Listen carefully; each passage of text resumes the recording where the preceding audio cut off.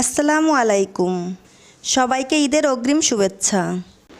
ঈদ আয়োজনে আপনাদের জন্য সেমাই এবং রুহাবজা নিয়ে ভীষণ মজার একটা ডেজার্ট নিয়ে হাজির হয়েছি। আশা করছি এটি আপনাদের ভীষণ ভালো লাগবে। তাহলে চলুন রেসিপিটি দেখে নিই। প্রথমে আমি একটা প্যানে 2 টেবিল চামচ ঘি দিয়ে দিচ্ছি। ঘিটা একটু মেল্ট হলে এর মধ্যে দিয়ে দিচ্ছি 100 গ্রাম লাচ্ছা সিমাই। লাচ্ছা সিমাইটা এমনিতেই ভাজা থাকে, তারপর আরেকটু ভেজে নিলে এর স্বাদ আরও বহুগুণ বেড়ে যাবে। চুলার আঁচকে মিডিয়ামে রেখে এই সিমাইটা ভেজে নিতে হবে, তা না হলে সিমাইটা পুড়ে গেলে এটা খেতে ভালো লাগবে না। আমি সিমাইগুলোকে 2-3 মিনিটের মতো ভেজে নিয়েছি। এখন চুলা থেকে এটা নামিয়ে নিব। এরপর আমি একটা বাটিতে সামান্য পানির মধ্যে 3 টেবিল চামচ তুকমার দানা দিয়ে দিচ্ছি। এবার আমি একটা প্যানে 1/2 লিটার দুধ জাল করে নিব।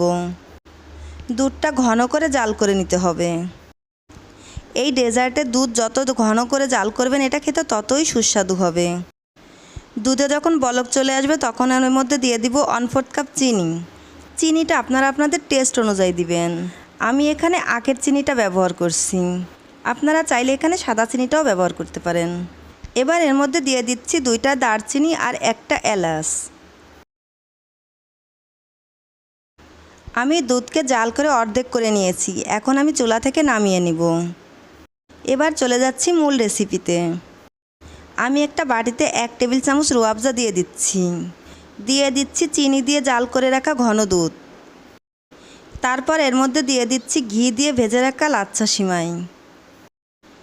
এবার দিয়ে দিব ভিজিয়ে রাখা তুকমার দানা। সাথে দিয়ে দিব 2 টেবিল চামচ গুঁড়া দুধ। গুঁড়া দুধটা দিলে এই ডেজার্টটা বেশি সুস্বাদু হবে।